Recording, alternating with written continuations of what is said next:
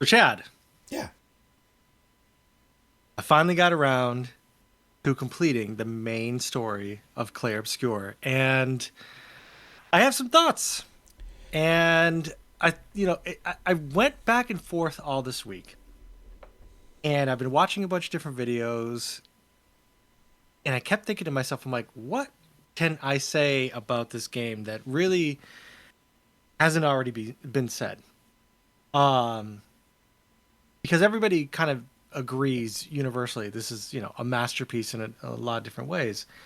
So what else could we add to this?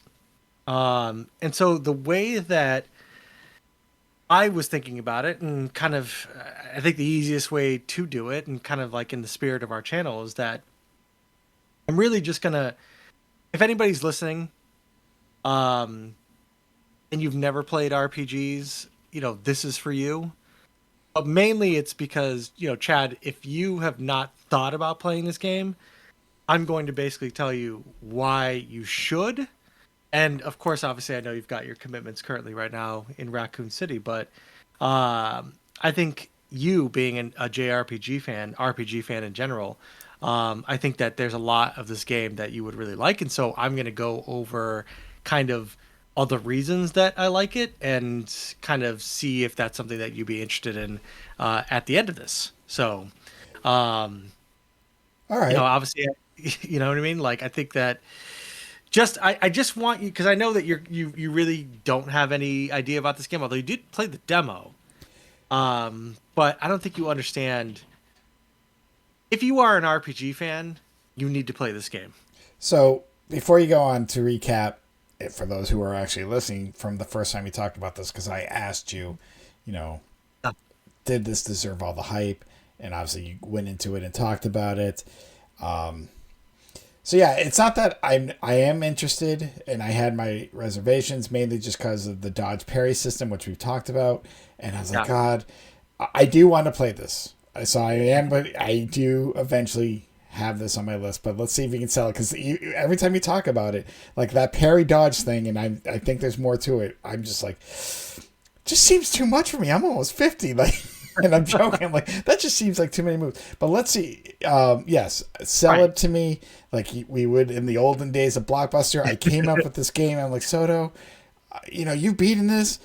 Tell me. What do The should blockbuster the pitch. blockbuster pitch? You're giving me the blockbuster pitch, though this will probably be a lot longer. So I It's have one gonna it's question gonna be a little. before you Yeah. get into it. I have one question. If you roughly know Mhm. this, when you beat the game, and I'm gonna Yeah. see, I don't know if there's extra content whatnot. So when you got Mhm. to the end, how many hours did it take you? Like, what was your overall hours in this game? Do you know offhand? When I have it written down here, but when I Yeah. beat the game, I was probably about like 55 hours, 60 hours Okay. in when I beat the main campaign. Right now I'm about 72, 73 hours in post game. Okay. Okay. All right. So tell me all about it, Soto. Let's talk. So, to your point, and you just discussed obviously the pairing system and how that's pain in the ass. You have these gameplay systems that can be kind of challenging at first, right? But what drives you, right? Like when you're trying to learn a new RPG system, the one thing that drives you obviously is where's it going to go and what's the game. And we'll get to the story in a little bit, but the first thing that sticks out as far as Clair Obscur goes is that the general art style and design of this game is top notch. Everything is like a painting. Every level is unique. I talked about it in the last video that there's no mini map, but there's a lot of visual cues. You've played the demo, so you could probably back this up. But there's a lot of visual cues, and it forces you to kind of look at the map that you're on and try to figure out where to go next. And in doing that, I found it to be very immersive for me in the environment. And you know how I feel about directions in general in video games. You know that I get lost every 2 seconds. This game just had a way visually that instinctively I was able to kind of know where a hidden path was and kind of follow certain cues, whether it be just the way that crystals were on the walls or lamps were kind of like set up. I just kind of always had a notion of where to go. And you have an addiction and maybe I do too, but you have an addiction of always looking in every nook and cranny. Yeah. This game scratches that itch because there is something in every nook and cranny. Every nook and cranny has something that you need, whether it be points that help your weapons get better, whether it be new abilities and the way they interact with each other. It has a very interesting armor skill system that's kind of hidden underneath like the art style. But you played Persona 5, Yes. and I know you love Persona 5 like I did. So that's the kind of you've played this. It's kind of got that vibe as far as that very stylistic sort of menu option when you're trying to choose stuff. Um, but like you mentioned, there's a parry system. And that parry system, the parry, dodge, jump, and then eventually there's another part that I won't spoil. But there are four separate ways that you can react to an enemy's attack. And yes, it is tough, but because of the sort of grinding ability of this game, and I know we had a comment about grinding, it is there on higher levels because there are skills that you want to upgrade. So without getting too much into it, you have a power, you have things that you can equip called pictos. And each of these pictos has a different buff. Okay. Now you can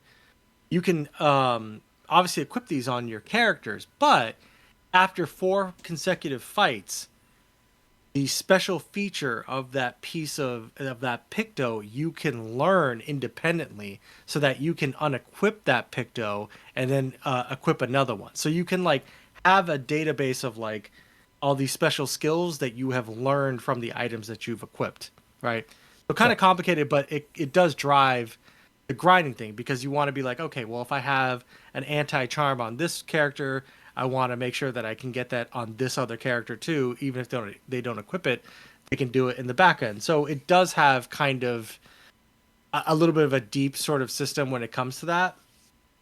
But the grinding and the parrying, because you do so much grinding, you parry a lot and you dodge a lot and you get used to like how the screen it has this little bit of a nuance where it right before the attack happens, it will kind of zoom in, and it's hard to describe unless you've played it. You've played it obviously, but if you play it enough times, you will start to get a feeling and a timing for when those attacks are going to happen, no matter what they're throwing at you.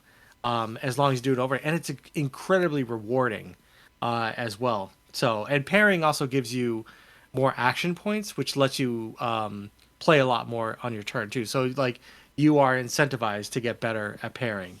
So, because I was already invested in the art style, um, the pairing was tough for me as well, and I mentioned that in the last video. But the thing that brings me back to it is that this story is absolutely a masterpiece RPG story. This is without any sort of hyperbole or anything.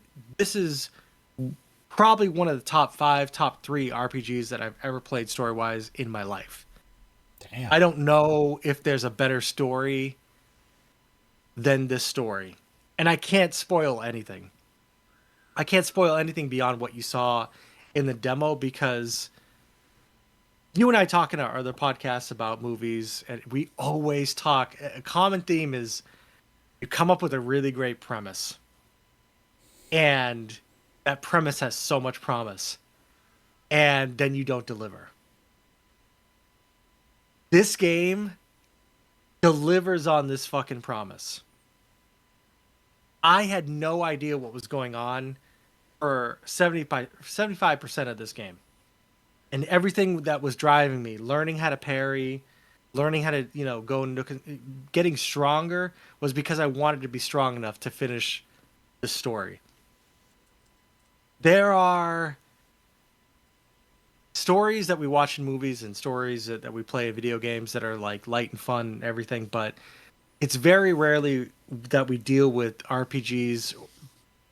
Probably maybe Xenogears kind of had this for me, and I talked about that, but this story deals with adult themes like grief, loss, what it means to be alive, what it means to be a person, friendship. Um, and it's done in a very very mature way, and it blew me away. And I'm telling you, one of the other aspects of this game that I can't overlook is that the music is fucking amazing. It's all in French. I know that that can be difficult because you're like, okay, well, I don't understand what they're saying, but anybody who listens to music can understand there are vibes. This has the final boss fights music is so fucking epic.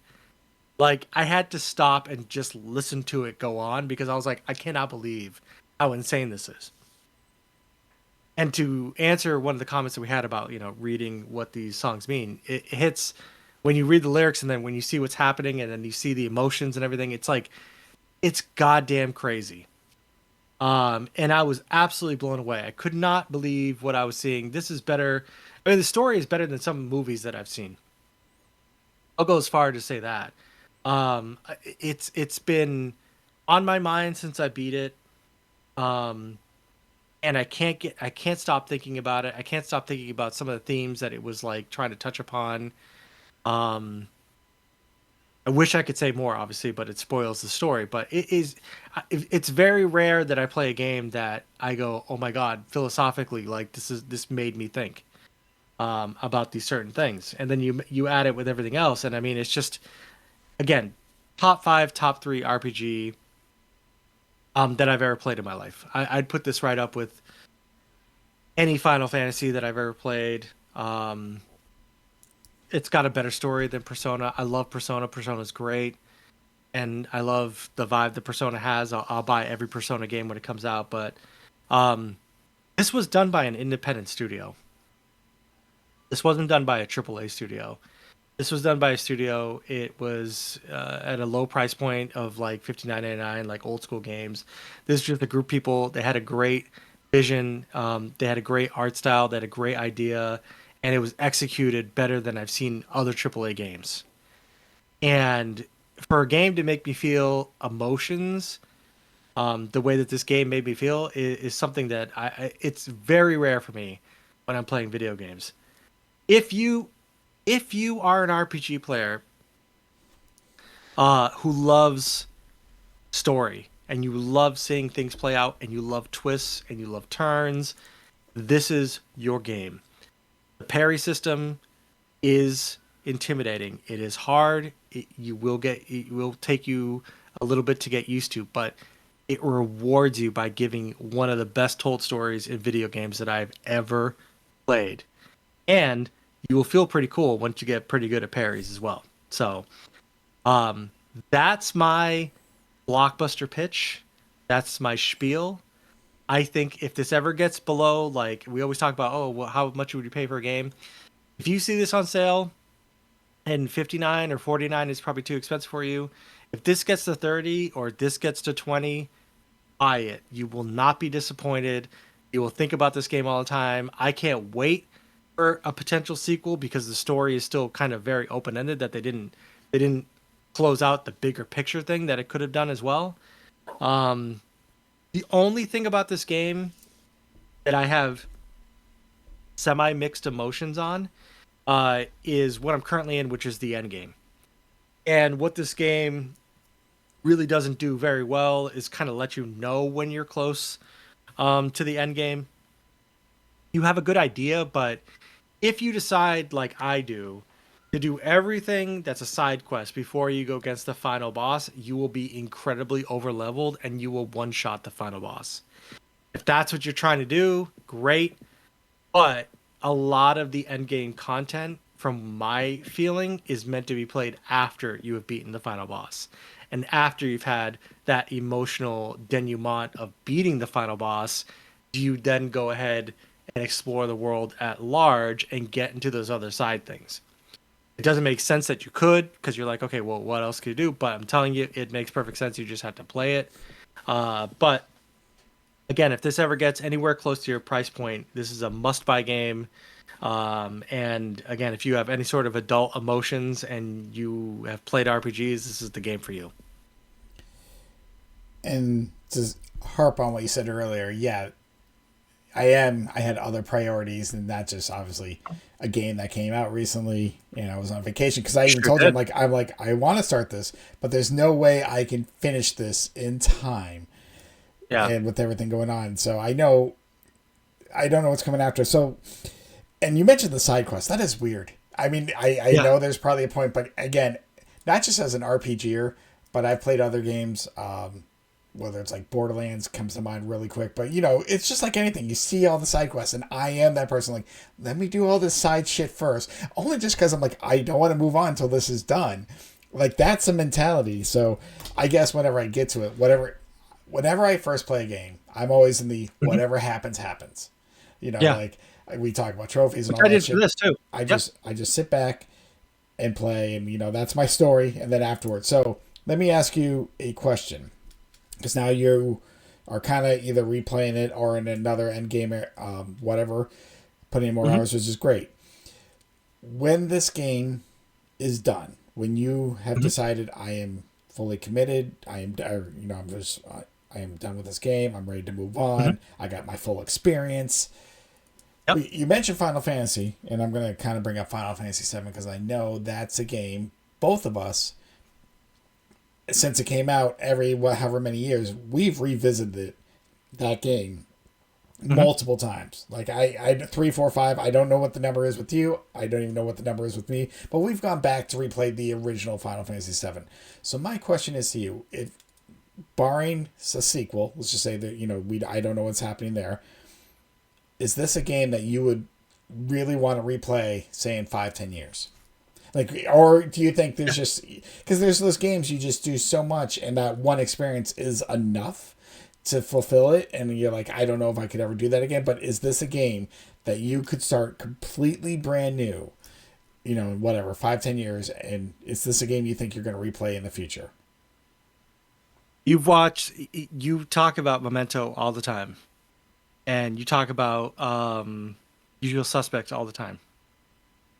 This is one of those games where it will, like, I know what happens, but now that I know because I know I'm going to have a second playthrough. I don't know when it's going to happen, but now that I know how it ends, I cannot wait to see.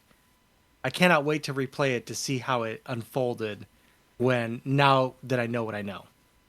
And I can see kind of like where the twists were, what was alluded to, and all that stuff. So I can definitely see myself playing this in 10 years because where you think it is and where it ends up and the way that it's done is done so interesting and well. And there's still so many questions that I have that I can't wait to go back and really dig into like, oh, okay. Oh, okay. Oh, that's what oh, all right. Like that kind of like opens your world kind of view. So I definitely could see myself playing this 5 to 10 more years. Absolutely.